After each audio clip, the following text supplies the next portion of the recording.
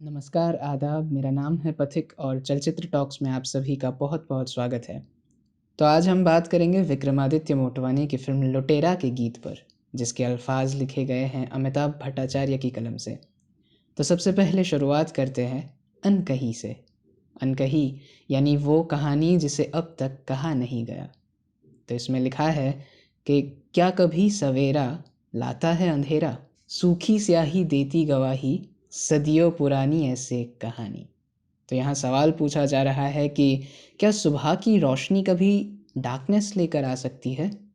लेकिन इस सवाल से आगे फिर वो लिखते हैं कि ऐसी ये जो एक कहानी है, जिस कागज़ पर लिखी गई होगी, उसकी सूखी स्याही बता रही है कि ये ज़रूर बहुत समय पहले कुछ ऐसी कहानी लिखी गई है, सदियों पुरानी ऐसी एक कहानी, रह गई अनकही।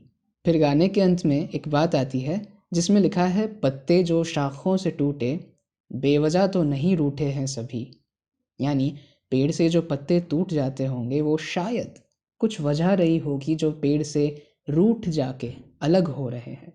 और हम देखें तो फ़िल्म का भी प्लॉट कुछ इसके इर्द-गिर्द ही है। एक पत्ता जिसे टूटने नहीं देना है, एक व्यक्ति जिसे रूठने नहीं देना है। दूसरा जो गीत हम देखेंगे उसका नाम है ज़िंदा, जिसमें लिखा है कि हवाओं से जो माँगा हिस्सा मेरा, तो बदले में हवा ने साँस दी। अब ये सोचने वाली बात तो है कि जिसे हम इतना यूजुअल समझते हैं कि हवा है तो सांस तो होगी ही ना, लेकिन ये सिर्फ एक जीवन के साथ ही पॉसिबल है। अगर देखें तो हवा तो तब भी होती है जब किसी की सांस रुक जाती है। इसलिए ये एक ऐसी बात है कि सांसें जो चल रही है वो फ़िलहाल हवाओं की देन है। और अकेलेपन से छेड़ी जब गुफ्तगू, मेरे दिल ने आवाज़ दी। सॉलिट्यूड में आप खुद को अच्छे से समझ पाते हैं, जान सकते हैं, और उस अकेलेपन की बात है यहाँ। मेरे हाथों हुआ जो किस्सा शुरू, उसे पूरा तो करना है मुझे। क़ब्र पर मेरे सर उठा के खड़ी हो ज़िंदगी, ऐसे मरना है मुझे। अब देखिए ये कितनी बेहतरीन लिखावट है। इसे मैं एक एग्ज़ाम्पल के साथ समझाता हूँ कि जैसे एक लेखक कलम ख़रीदता होगा और फिर सोचता होगा कि मैं ऐसी कविता या उपन्यास लिखूँगा जिससे ये कलम जो है उसको मुझ पर नाज़ होगा कि मैंने उसका उपयोग कुछ ज़बरदस्त रचना करने के लिए किया। वैसे ही यहाँ बात है कि जब शरीर कब्र में हो तब वहाँ ज़िंदगी को हम पर नाज़ हो, कि जिस तरह हमने ज़िंदगी को जिया है उसे फ़ख्र है हम पर, उसके जिए जाने पर। तो ये बात मुझे बहुत ही अच्छी लगती है इस गाने से। और आगे कहते हैं कि कुछ मांगना बाकी नहीं, जितना मिला काफ़ी है, जिंदा हूँ यार काफ़ी है। तो इस गाने को जितना ज़्यादा सुनेंगे, गौर करेंगे, उतना ज़्यादा समझ आता ही जाएगा। अब बात करते हैं उस गाने की जिसका नाम है मोंटारे, जिसमें लिखते हैं कि कागज़ के दो पंख लेके उड़ा चला जाए रे, जहाँ नहीं जाना था ये वहीं चला हाय रे। उम्र का ये ताना बाना समझ ना पाए रे, ज़ुबां पे जो मोह माया नमक लगाए रे। अब यहाँ जो कागज़ के पंख और ज़ुबान पर मोह माया का नमक, वो प्यार कैसा इल्यूजन क्रिएट करता है उस पर बात कर रहे हैं। और फिर क्या होता है कि देखे ना भाले ना जाने ना दायरे। दायरे यानी कि हद, बाउंड्रीज।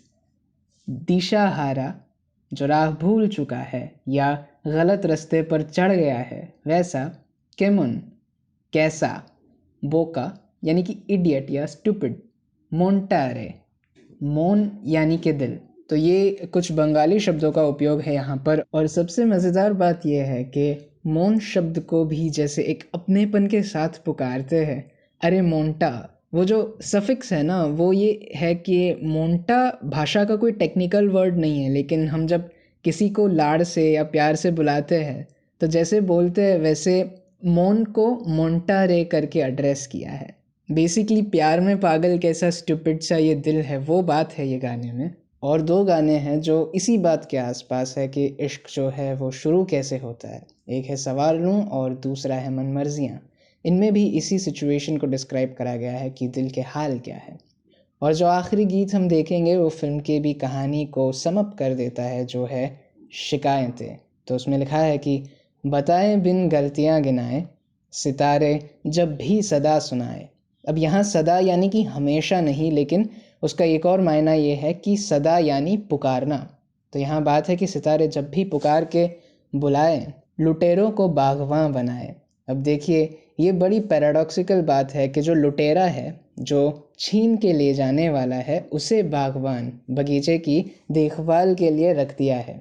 यानी जिससे सबसे ज़्यादा ख़तरा है, वो ही अब उसकी सेफ्टी के इंतज़ाम में है। नसीबों की बात है, नसीबों की बात है। और इसी बात पर अगर आप ध्यान दें और फिल्म अगर आपने देखी है तो उसे इसके साथ अच्छे से कनेक्ट भी कर पाएंगे। ज़मीर की कहानी है ये, यही बैराग है, यही बैराग है। तो उम्मीद है कि लुटेरा के गानों पर ये ख़ास एपिसोड आपको पसंद आया होगा। आपसे फिर मुलाकात होगी ऐसे ही अल्फाजों के साथ। तब तक महफूज रहे, आबाद रहे। शुक्रिया।